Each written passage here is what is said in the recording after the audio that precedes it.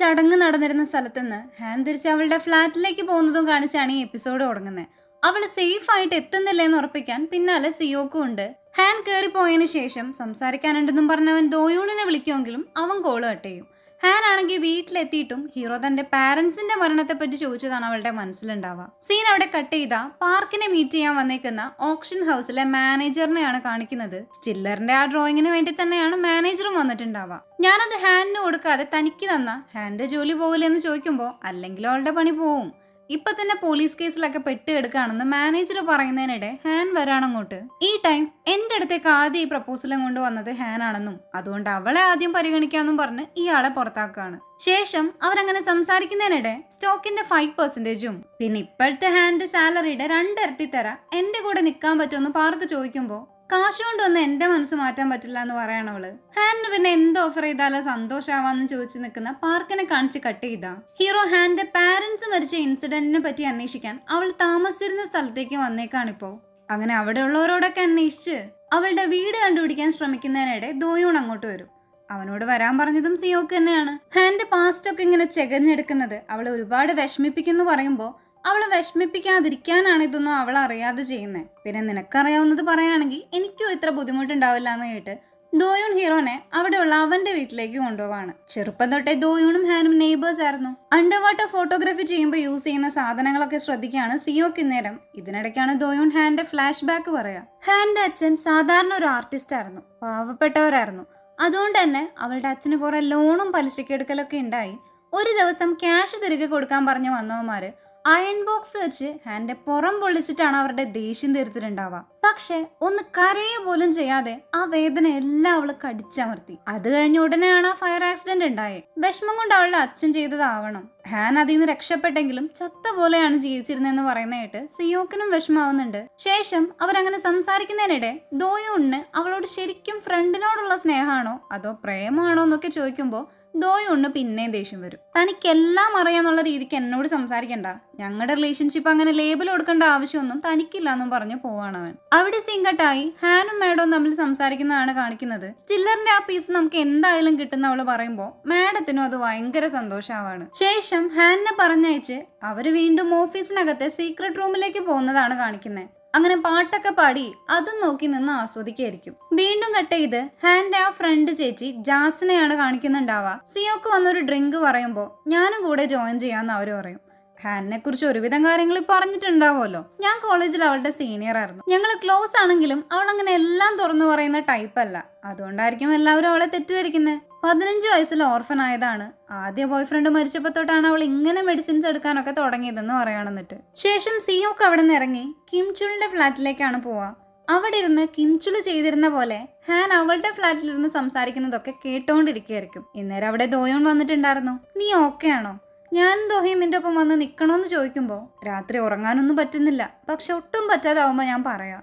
നീ എപ്പോഴും എന്റെ സൈഡിലുള്ളതുകൊണ്ടാണ് എനിക്ക് ഇങ്ങനെയെങ്കിലും മുന്നോട്ട് പോകാൻ പറ്റുന്നതെന്ന് ഹാൻ പറയും. സിയോക്ക് ഇതെല്ലാം കേൾക്കുന്നുണ്ട്. ശേഷം അവള് ബാൽക്കണിയിൽ വന്ന് നിൽക്കുമ്പോൾ കാണാതിരിക്കാൻ സിയോക്ക് മാറിക്കളയുന്നുണ്ടെങ്കിലും ഹാന്റെ മുഖം കണ്ട അവൾക്ക് അത് അറിയാന്നുള്ളൊരു എക്സ്പ്രഷനാണ് ഉണ്ടാവുക. അവിടെ സീൻ കട്ട് ചെയ്ത് പിറ്റേ ദിവസം ഓപ്ഷൻ ഹൗസില് ഗ്ലാസ് സ്കൾപ്ചറിന്റെ ഒരു എക്സിബിഷൻ നടക്കുന്നതിന്റെ തയ്യാറെടുപ്പ് നടക്കാണ്. കിം ജൂൺ എന്ന് പറഞ്ഞ ഒരാളാണ് അതിന്റെ ആർട്ടിസ്റ്റും സ്പോൺസറൊക്കെ. ഈ ടൈം അതിലെ മെയിൻ സ്കൾപ്ചർ ദോഹ തള്ളിയിട്ട് പൊട്ടിക്കുകയാണ്. സൗണ്ട് കേട്ട് എല്ലാവരും വരാൻ നേരം കയ്യിന്ന് സ്ലിപ്പ് ആയതാണെന്നും പറഞ്ഞ് സോറി പറയും. ബാക്കിയുള്ളവർ അവളെ വഴക്ക് പറയുന്നുണ്ടെങ്കിലും ഹാൻ ഒന്നും പറയുന്നുണ്ടാവില്ല. ഒരു മിനിറ്റ് അവളെ സംസാരിക്കാൻ വിളിച്ച് ഇത് നീ മനഃപൂർവ്വം ചെയ്തതാണോ എന്ന് ചോദിക്കുമ്പോ നിങ്ങളുടെ തെളിവൊന്നുമില്ലല്ലോ എന്ന് അഹങ്കാരത്തിൽ ചോദിക്കുകയാണ് അവള്. സോങ് ചേട്ടനെയും കിംചുളിനെയും കൊന്നപ്പോഴും ഇങ്ങനെ തന്നെ ആയിരുന്നില്ലേ, തെളിവുണ്ടായിരുന്നില്ലല്ലോ എന്ന് പറയുന്നതായിട്ട് ആർട്ട് പഠിച്ചൊരു സ്പെഷ്യലിസ്റ്റ് തന്നെ അല്ലേ നീ, എന്നിട്ടാണോ അത് നശിപ്പിച്ചെന്ന് ഹാൻ ചോദിക്കുമ്പോ എന്നാ പിന്നെ എന്നെ അങ്ങ് പിരിച്ചു വിട്ടോളാൻ ദോഹ പറയും. അത് കഴിഞ്ഞ് ഹാൻ ആ ആർട്ടിസ്റ്റ് കിംജൂണിനെ വിളിച്ച് കാര്യം പറയാൻ നോക്കുന്നുണ്ടെങ്കിലും അയാൾ ദേഷ്യപ്പെട്ട് കോള് കട്ട് ചെയ്യാണ്. സിയോക്ക് ഇതിനിടെ അവിടെയൊക്കെ ഫോട്ടോസ് എടുക്കുന്നുണ്ടായിരുന്നു. ടെൻഷൻ ആവണ്ട, നമുക്ക് ഇൻഷുറൻസ് ക്ലെയിം ചെയ്യാന്ന് പറയുമ്പോൾ ഹാൻ അതിന് ഓക്കെ പറഞ്ഞ് വേഗം പോവാണ് അവിടുന്ന്. ഇന്നേരം സിയോക്കും അവളുടെ പിന്നാലെ ചെല്ലും. കുറച്ച് സംസാരിക്കാനുണ്ടെന്ന് പറയുമ്പോൾ ടൈം ഇല്ലാന്നും പറഞ്ഞ് അവള് പോവാൻ പോവെങ്കിലും എന്നാ ഞാനും വരാന്നും പറഞ്ഞ് അവൻ ആദ്യം കയറി വണ്ടി എടുക്കുന്നതും കാണിച്ച് കട്ട് ചെയ്താ ദോഹേനെയാണ് കാണിക്കുന്നുണ്ടാവുക. ഹാനിട്ടൊരു പണി കൊടുക്കാൻ മാനേജർ അവളോട് പറഞ്ഞിരുന്നെങ്കിലും ആർട്ട് പീസ് പൊട്ടിക്കുന്ന അയാളും കരുതിയിരുന്നില്ല. ഞാൻ പറയുന്ന പോലെ അങ്ങ് ചെയ്താൽ മതി, നിന്റെ കയ്യിൽ നിന്ന് ഇടണ്ടെന്ന് പറയുമ്പോൾ നിങ്ങൾ എന്നെ പെർമനന്റ് ആക്കാന്ന് പറഞ്ഞ വാക്ക് വലിക്കണം, ഇല്ലെങ്കിൽ നിങ്ങൾ പറഞ്ഞിട്ടാ ഞാനത് പൊട്ടിച്ചെന്ന് പറയുന്നു പറഞ്ഞു പോവാണ് അവള്. ശേഷം സീനിയറിനെയാണ് കാണിക്കുന്നത്. പുള്ളി ഇപ്പോഴും ഹാന്റെ ബോയ് ഫ്രണ്ട്സ് മരിച്ച കേസും പിടിച്ചുകൊണ്ടിരിക്കുകയായിരിക്കും. ഓൾറെഡി ക്ലോസ് ചെയ്ത കേസും നോക്കിക്കൊണ്ടിരിക്കുന്ന എന്തിനാണെന്ന് യോങ്ങും ചോദിക്കുന്നുണ്ട്. അപ്പോ ഈ 3 പേരുടെയും മരണം എന്തായാലും ഒരു കോയിൻസിഡൻസ് അല്ല. കിം ചുളിനെ കൊന്നത് ഹാൻ അല്ല എന്ന് തെളിഞ്ഞെങ്കിലും അവൾക്കൊരു കൂട്ടാളി ഉണ്ടെങ്കിലോ, നമ്മൾ എന്തോ മിസ് ചെയ്തിട്ടുണ്ടെന്ന് പറയാണ് സീനിയർ. ഇവരാണെങ്കിൽ പോകുന്നതിനിടയ്ക്കുള്ള സംസാരത്തിനിടയ്ക്ക് സ്കൾപ്ചർ ദോഹ മനഃപൂർവ്വം പൊട്ടിച്ചതല്ലെന്ന് സിയോക്ക് ചോദിക്കുമ്പോൾ അതൊരു മിസ്റ്റേക്ക് ആണെന്ന് തന്നെയാണ് ഹാൻ പറയാ. ഇയാൾക്ക് എല്ലാത്തിനോടും സംശയമാണല്ലേ, അതുകൊണ്ടാണോ ഇപ്പോഴും ലുവൻ പാലസിൽ തന്നെ വാച്ച് ചെയ്യുന്നതെന്ന് അവൾ ചോദിച്ചതും എങ്ങനെ അറിഞ്ഞു എന്നുള്ള മട്ടില് അവനൊന്ന് ഷോക്കാവും. ശരിക്കും ആ ലുവൻ പാലസിന്റെ കാര്യം കിം ചുളിന്റെ റൂമിൽ നിന്ന് കിട്ടിയ നോട്ട് പാഡിൽ നിന്ന് അവള് മനസ്സിലാക്കിയിട്ടുണ്ടായി. പക്ഷെ കിം ചുള് മരിച്ചതിന് ശേഷവും ആ ഫ്ലാറ്റിൽ ലൈറ്റ് കാണുകയും സിയോക്ക് അവിടെ നിന്ന് ഇറങ്ങി പോകുന്നതും കൂടി കണ്ടപ്പോൾ ഹാനിന് കാര്യം പിടികിട്ടി. നിങ്ങൾ അവിടെ നിന്ന് ഇറങ്ങി പോകുന്നത് കണ്ടു എന്ന് അവനോട് പറയുമ്പോൾ അതുകൊണ്ട് മാത്രം ഇതൊക്കെ മനസ്സിലാക്കിയോന്ന് അവൻ ചോദിക്കുന്നുണ്ടെങ്കിലും അതിനവള് മറുപടി കൊടുക്കില്ല. പിന്നീട് അവർ ആർട്ടിസ്റ്റിന്റെ വീട്ടിലേക്ക് എത്തിയ പാടെ ഹാൻ അയാളോട് ക്ഷമ ചോദിക്കുന്നതാണ് കാണിക്കുന്നത്. വീണ്ടും അതേ പീസ് ഉണ്ടാക്കാൻ പറ്റുമെന്ന് അവൾ ചോദിക്കുന്നുണ്ടെങ്കിലും അയാൾ ദേഷ്യപ്പെട്ട് അതിന് സമ്മതിക്കുന്നുണ്ടാവില്ല. ഇന്നേരം അവിടെ ഫയർ ഓൺ ആക്കിയതും ഒരു നിമിഷം പഴയ ഓർമ്മകൾ വന്ന് സ്റ്റക്കായി പോവാണ് അവള്. ശേഷം വീണ്ടും അയാളുടെ കാല് പിടിക്കുന്ന പോലെ ചോദിക്കുമ്പോൾ മിസ്റ്റർ കിം യൂൺ ഒന്ന് കൂളാവും. പക്ഷെ അത് രണ്ടാമതുണ്ടാക്കിയ സെയിം കളർ കിട്ടിയില്ലെങ്കിൽ എന്ത് ചെയ്യുന്നു ചോദിച്ചതായിട്ട് അതിന്റെ എല്ലാ റെസ്പോൺസിബിലിറ്റീസും ഞാൻ എടുത്തോളാം, അതുണ്ടാക്കാൻ ഞാനും താങ്കളെ ഹെൽപ്പ് ചെയ്യാന്ന് ഹാൻ പറയുമ്പോൾ എന്നാൽ വേഗം അതിനുള്ള സാധനങ്ങൾ എടുത്തുകൊണ്ട് വരാൻ പറയാണ്. അങ്ങനെ ഹാനിന് കൈ എത്താത്തോണ്ട് തന്നെ സിയോക്കാണത് എടുത്തു കൊടുക്കുക. ആളുടെ കാലിൽ വീഴേണ്ട ആവശ്യമൊക്കെ ഉണ്ടായിരുന്നു എന്ന് ചോദിക്കാൻ നേരം ഒരു ആർട്ടിസ്റ്റിനെ സംബന്ധിച്ച് അയാളുടെ വർക്കുകളൊക്കെ തന്റെ മക്കളെ പോലെ ആയിരിക്കും. അത് നഷ്ടപ്പെടുന്നതിന്റെ വേദന ഇൻഷുറൻസ് മണി കൊണ്ടൊന്നും മാറില്ല എന്ന് പറയാണ് ഹാൻ. അപ്പോ ശേഷം അവർ രണ്ടുപേരും ആ സ്കൾപ്ചർ ഉണ്ടാക്കാനായി മിസ്റ്റർ കിമ്മിനെ സഹായിക്കുന്നതാണ് കാണിക്കുന്നത്. അങ്ങനെ വർക്ക് ഇപ്പോൾ ഏകദേശം ഫിനിഷ് ആവാറായിട്ടുണ്ട്. പക്ഷേ ഇതിനിടെ തീ കത്തിക്കുമ്പോഴെല്ലാം ഹാനിന് അത് ഡിസ്റ്റർബൻസ് ഉണ്ടാക്കുന്നതായി ഹീറോ ശ്രദ്ധിക്കുന്നുണ്ടായിരുന്നു. അവൾ അങ്ങനെ കുറച്ചു നേരം പുറത്തിരിക്കുന്ന ടൈം സിയോക്കും അവിടേക്ക് ചെന്ന് ഓക്കെ അല്ലേ എന്ന് ചോദിക്കാണ്. എനിക്ക് നിങ്ങളെ മനസ്സിലാവുന്നില്ല ഹാൻ. ഹാൻ ശരിക്കും സ്ട്രോങ് ആണോ അതോ അങ്ങനെ ആവാൻ ശ്രമിക്കുകയാണോ? ആദ്യം ഇതിനെല്ലാം പിന്നിൽ നീയാണെന്ന് തോന്നിയിരുന്നെങ്കിലും ഇപ്പൊ ഹാൻ ഒരു വിക്ടിം ആയിട്ടാ തോന്നുന്നത്. എന്തുകൊണ്ടാ ഈ ദൗർഭാഗ്യങ്ങളൊക്കെ നിന്നെ പിന്തുടരുന്നതെന്ന് എനിക്ക് കണ്ടുപിടിക്കണം എന്ന് അവൻ പറയുന്നതായിട്ട് മൂന്നാമതും കോയിൻസിഡൻസ് ഉണ്ടാവില്ല എന്ന് സിയോക്ക് അന്ന് പറഞ്ഞത് തൊട്ടാണ് എനിക്കും എന്തോ പ്രശ്നമുണ്ടെന്ന് തോന്നി തുടങ്ങിയതെന്ന് ഹാൻ പറയും. അത് കേട്ടതും അപ്പോൾ ഹാനിനെ ടാർഗറ്റ് ചെയ്യുന്ന വേറൊരാൾ ഉണ്ടാവോ, അത് ആരായിരിക്കുന്ന വല്ല സംശയം ഉണ്ടോ എന്ന് ചോദിച്ചതിന് അറിയില്ല, പക്ഷെ താങ്കൾ എന്നെ വിശ്വസിക്കുന്നുണ്ടോ എന്ന് അവൾ തിരിച്ചു ചോദിക്കുമ്പോൾ വിശ്വസിക്കാനാ ഞാനും ആഗ്രഹിക്കുന്നത്, ഞാൻ കൂടെ ഉണ്ടാവുമെന്ന് പറയാണ് സിയോക്ക്. സെയിം ടൈം യോങ് അവനെ കാണാൻ ഫ്ലാറ്റിലേക്ക് വരുമ്പോൾ സിയോക്കിനെ കാണാത്തോണ്ട് തന്നെ ഫോൺ വിളിക്കുമെങ്കിലും കിട്ടില്ല. ഇന്നേരം നോട്ടീസ് ബോർഡില് അവൻ ആ ഫ്ലാറ്റിൽ നിന്ന് കിട്ടിയ ഫോണിന്റെ കാര്യം നോട്ട് ചെയ്തിരിക്കുന്നതുണ്ട്. യോങ് അത് അവിടെയൊക്കെ അന്വേഷിക്കുന്നതാണ് കാണിക്കുക. അവസാനം അത് കിട്ടുകയും ചെയ്യും. അവൾ അതിലെ വോയിസുകൾ കേൾക്കുകയും ചെയ്യുന്നുണ്ട്. ഇന്നേരമാണ് സിയോക്ക് അങ്ങോട്ട് വരുന്നത്. ഫോണിൽ കിട്ടുന്നുണ്ടായില്ല എന്ന് പറയുമ്പോൾ ഹാന്റെ കൂടെ ഒരു സ്ഥലത്തേക്ക് പോയേക്കായിരുന്നു എന്ന് പറയാണ് അവൻ. കുറ്റവാളി ഹാൻ ആയിരിക്കില്ല, മറ്റൊരാളാവാനാ ചാൻസ് എന്ന് അവൻ പറയുന്നതായിട്ട് ഈ വോയിസുകളൊക്കെ കേട്ട് നിനക്ക് സഹതാപമാണ് ഇപ്പൊ അവളോട്. ഹാൻ അല്ല കുറ്റവാളിന്ന്, അതാണ് നിന്നെ ഇപ്പൊ വിശ്വസിപ്പിക്കുന്നതെന്ന് യോങ് പറയും. ശേഷം ഈ ഫോൺ ഇൻവെസ്റ്റിഗേഷൻ ഇമ്പോർട്ടന്റ് ആയിട്ടുള്ളതാണ്, ഞാനിത് എടുക്കാണെന്നും പറഞ്ഞ് യോങ് അവിടുന്ന് പോകുന്നതാണ് കാണിക്കുന്നത്. പക്ഷെ സിയോക്കിന്റെ ഉള്ളിൽ ഇപ്പോഴും ഹാൻ അല്ലെങ്കിൽ പിന്നെ ആരായിരിക്കും, അവളെ ടാർഗറ്റ് ചെയ്യുന്നത് ആരാവും, അടുത്തതായി അവളെ സ്നേഹിക്കുന്ന ആൾക്കും ഇതേ ഗതിയാണോ വരാന്നൊക്കെയാണ് അവന്റെ ചിന്ത. അങ്ങനെ യോങ് നേരെ സ്റ്റേഷനിലേക്ക് ചെന്ന് വീണ്ടും ഈ കേസിന്റെ CCTV ഫുട്ടേജ് ചെക്ക് ചെയ്യുന്നതിനിടെ കിം ചുള് വീണ സ്ഥലത്ത് ആ ഒരു ആംഗിളിൽ ആരോ വീഡിയോ മറ്റോ എടുക്കുന്നത് ശ്രദ്ധിക്കാണ് ഇവര്. അതുകൊണ്ട് തന്നെ അയാൾ ആരാണെന്ന് കണ്ടുപിടിക്കാൻ സീനിയർ പറയും. പിറ്റേ ദിവസം ഇവർ ആ പുതിയ ഗ്ലാസ് സ്കൾപ്ചർ സെറ്റ് ചെയ്യാണ് അവിടെ. ആ ആർട്ടിസ്റ്റ് ഇൻഷുറൻസ് ക്ലെയിമിനൊന്നും കൊടുത്തിരുന്നില്ല, മാത്രല്ല ആദ്യത്തെ വർക്കിന്റെ പൊട്ടിയ പീസുകളും വെക്കണം എന്ന് പറഞ്ഞിട്ട് ഇവരങ്ങനെ സെറ്റ് ചെയ്യാണ്. വിചാരിച്ച പോലൊന്നും നടന്നില്ല എന്നുള്ള നല്ല വിഷമമുണ്ട് ദോഹയ്ക്ക്. ഈ ടൈം ഹാനിനെ ടാർഗറ്റ് ചെയ്യുന്ന ആൾക്ക് തന്നെ നല്ല പരിചയവും ഉണ്ടാവും. ഇനി അവനെ പിടിക്കണമെങ്കിൽ ഒരു വഴിയേ ഉള്ളൂ, ഹാൻ പുതിയ ഒരാളെ ഡേറ്റ് ചെയ്യണം. ആള് ഞാനാവട്ടെ, അതുവഴി ഒന്നുകിൽ എനിക്ക് അവനെ പിടിക്കാൻ പറ്റും, അല്ലെങ്കിൽ ഞാൻ മരിക്കുന്ന സിയോക്ക് പറയുമ്പോൾ അവളും അതിനൊക്കെ പറയുന്നതായി കാണിച്ച് കട്ട് ചെയ്ത പാർക്കിനെയാണ് കാണിക്കുന്നുണ്ടാവുക. ഇതേ സമയം ഹാനും അവനെ മീറ്റ് ചെയ്യാനായിട്ട് അങ്ങോട്ട് ചെല്ലുന്നുണ്ട്.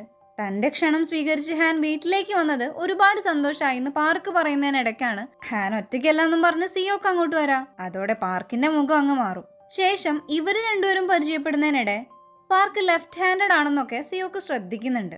പാർക്കിന്റെ സ്റ്റില്ലറിന്റെ ആ ഡ്രോയിങ് പീസ് കൊണ്ടുപോകാൻ വേണ്ടിയിട്ടായിരുന്നു ഹാൻ വന്നത്. ആ പീസ് അവിടെ നിന്ന് മാറ്റിയാൽ ഭയങ്കര ശൂന്യത തോന്നുന്നാവും പറയുമ്പോൾ അവിടെ വെക്കാനായിട്ട് വേറെ കുറെ ഡ്രോയിങ്സ് കാണിച്ചു കൊടുക്കാണ് ഹാൻ.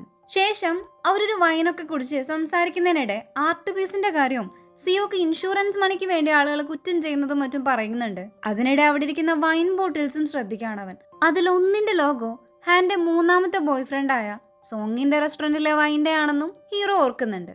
പാർക്കിന്റെ കണ്ണാണെങ്കിൽ ഹാനിന്റെ മേത്തേക്കാണ് എപ്പോഴും. കട്ട് ചെയ്ത സിയോക്ക് ഇതിനിടെ സീക്രട്ടായി ഹാക്കറിനെ വിളിച്ച് പാർക്കിന്റെ ഡീറ്റെയിൽസ് ഒക്കെ പറഞ്ഞു കൊടുക്കുകയും അയാളെ പറ്റി എല്ലാം അന്വേഷിക്കാൻ പറയുന്നതാണ് കാണിക്കുന്നത്. ഹാക്കറിന് ഇത് കേട്ടതും ഒട്ടും ഇൻട്രസ്റ്റ് വരില്ലെങ്കിലും പകരമായിട്ട് ഹീറോ ക്യാഷ് അയച്ചിട്ടുണ്ടെന്ന് കണ്ടതും വേഗം പണിയെടുക്കാൻ തുടങ്ങും. ഇവിടെ ഇവരാണെങ്കിൽ ഇപ്പോഴും ഓരോന്നൊക്കെ സംസാരിച്ചുകൊണ്ടിരിക്കുകയാണ്. ഡ്രോയിങ് പോയപ്പോൾ കുറച്ച് എംടി ഫീലൊക്കെ ഉണ്ടായെങ്കിലും അത് കാരണമാണ് നമ്മൾ കുറച്ച് അടുത്തതെന്നൊക്കെ ആലോചിക്കുമ്പോൾ സന്തോഷമുണ്ടെന്ന് പറയാണ് പാർക്ക്. ശേഷം പാർക്കിന് അവളെ ഇഷ്ടമാണെന്നുള്ള രീതിക്കും സംസാരിക്കും. ഇപ്പോൾ ഒരു ആൻസർ ഒന്നും ഞാൻ പ്രതീക്ഷിക്കുന്നില്ല, ഒരുപാട് വൈകി പോകുന്നതിന് മുന്നേ പറയണമെന്ന് തോന്നിയെന്ന് പറയുമ്പോൾ ശരിയാ കുറച്ച് ലേറ്റ് ആയി പോയെന്നും പറഞ്ഞ് സിയോക്ക് വിളിച്ചുകൊണ്ട് പോവാണ് അവളെ. ഇന്നേരം ഹാൻ അവനെ വഴക്ക് പറയുന്നുണ്ട്. സിയോക്ക് അയാളെ ഇങ്ങനെ വെറുപ്പിച്ചു കഴിഞ്ഞാൽ പാർക്ക് ചിലപ്പോൾ എനിക്ക് ആ ഡ്രോയിങ് തരാതിരുന്നു എന്നും വരുന്നു പറയുമ്പോൾ നീയോ അയാളെ സംശയിക്കുന്നില്ലേ, നമ്മുടെ ഡൗട്ട് മാറ്റാൻ ഒരു വഴിയുണ്ടെന്നും പറഞ്ഞ് സിയോക്ക് ചേർത്ത് പിടിക്കുകയാണ് അവളെ. ഇന്നേരം ഹാനും അതിനൊപ്പം നിന്ന് സിയോക്കിനെ കിസ് ചെയ്യുന്നതാണ് കാണിക്കുന്നത്. ഇതെല്ലാം പാർക്ക് കാണുന്നുണ്ടായിരുന്നു. അവൻ കാണാൻ വേണ്ടി തന്നെ ചെയ്തതാണ് അവര്. ശേഷം അവരവിടുന്ന് തിരിച്ചു പോരാൻ നേരം ഹാൻ നോർമലായിരുന്നു. പക്ഷെ ഹീറോയുടെ മനസ്സിൽ നിന്ന് ആ സീൻ പോകുന്നേ ഉണ്ടാവില്ല. അതിലും വലിയ ഭ്രാന്തായിട്ടിരിക്കുകയാണ് പാർക്കിനിവിടെ. വൈൻ കുടിച്ച ഗ്ലാസ് ഒക്കെ ദേഷ്യം കൊണ്ട് എറിഞ്ഞ് പൊട്ടിക്കുകയാണ് അവൻ. കട്ട് ചെയ്ത പിറ്റേ ദിവസം ഹാന ഡ്രോയിങ് പീസ് ഓപ്ഷൻ ഹൗസിലേക്ക് എത്തിച്ചതും മാഡത്തിന് ഒടുക്കത്തെ സന്തോഷമാവും. എല്ലാവരുടെ മുന്നിൽ വെച്ചും പ്രശംസിക്കുകയാണ് അവളെ. പാവം മാനേജറിന് അത് തീരെ പിടിച്ചിട്ടുണ്ടാവില്ല. പിന്നീട് അവർ ആ ഡ്രോയിങ് പീസിന്റെ ഫോട്ടോസ് ഒക്കെ എടുക്കുന്നതായി കാണിച്ച് കട്ട് ചെയ്ത കത്തി നശിച്ചൊരു വീടിന്റെയോ കമ്പനിയുടെയോ മറ്റോ എല്ലാ ഡീറ്റെയിൽസും കിട്ടാൻ വേണ്ടി സിയോക്ക് അവന്റെ സീനിയറിനോട് ചോദിക്കുന്നതാണ് കാണിക്കുക. വീണ്ടും സീൻ കട്ട് ചെയ്ത് കാണിക്കുന്നത് യോങ്ങിനെ ആയിരിക്കും. അവൾ ആ ല്യുവൻ പാലസിലേക്ക് ചെന്ന് സ്വയം സെർച്ച് ചെയ്യുന്നതിനിടെ ഇന്നലെ സിയോക്കായിട്ട് സംസാരിച്ച കാര്യങ്ങളാണ് ഓർക്കുന്നുണ്ടാവുക. ഇതേ സമയം സീനിയർ ഹീറോ ചോദിച്ച ഡീറ്റെയിൽസ് എടുത്തു കൊടുക്കുന്നുണ്ടാവന്. സിയോക്ക് അത് കണ്ടപാടെ ആകെ ഷോക്കായി ധൃതി പിടിച്ച് എങ്ങോട്ടോ പോകുന്നതായി കാണിച്ച് കട്ട് ചെയ്ത വീണ്ടും സീനിയറിനെയും ടീമിനെയും കാണിക്കും. യോങ് ആ പാലസിൽ നിന്ന് തിരിച്ചു വന്നിരുന്നു. നേരത്തെ കിംചുളു വീണ ആംഗിളിൽ ഒരാൾ വീഡിയോ എടുത്തിരുന്നല്ലോ. ഇവരിപ്പോ അയാളെ കണ്ടുപിടിച്ച് ആ വീഡിയോയും വാങ്ങിയിട്ടുണ്ടായി. അയാളെടുത്ത വീഡിയോയില് റൂഫ് ടോപ്പിലായി ഒരാൾ നിൽക്കുന്നുണ്ടെന്നുള്ളത് ക്ലിയർ ആയിട്ട് കാണാം. പക്ഷെ ഫേസും മറ്റും ഒന്നും വ്യക്തമല്ല. പിന്നീടുള്ള സീനിൽ ഹീറോ പോയത് ഹാനിന്റെ ഫ്ലാറ്റിലേക്കാണെന്നാണ് കാണിക്കുന്നത്. പക്ഷെ അവന്റെ മുഖത്ത് മൊത്തം ദേഷ്യമാണ് ഉണ്ടാവുക. ഹീറോ സീനിയറിനെ കൊണ്ട് അന്വേഷിപ്പിച്ചത് കത്തിപ്പോയ ഹാനിന്റെ അച്ഛന്റെ വീടും കമ്പനിയുടെയും ഡീറ്റെയിൽസ് ആയിരുന്നു. അതില് അവളുടെ അച്ഛന്റെ അമ്മയുടെയും രണ്ടുപേരുടെ പേരിലും ഇൻഷുറൻസ് ഉണ്ടായിരുന്നു.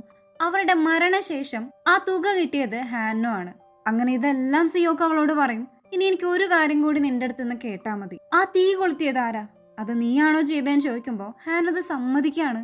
ഞാനാ ചെയ്തത്, ഞാനാ അവരെ കൊന്നേന്നവള് പറയാൻ നേരം ആ സീൻ അവിടെ കാണിച്ചാണ് എപ്പിസോഡ് എൻഡ് ആവുന്നത്. സിയോക്ക് അവളെ വിശ്വസിച്ചെങ്കിലും അതെല്ലാം തെറ്റിപ്പോയി.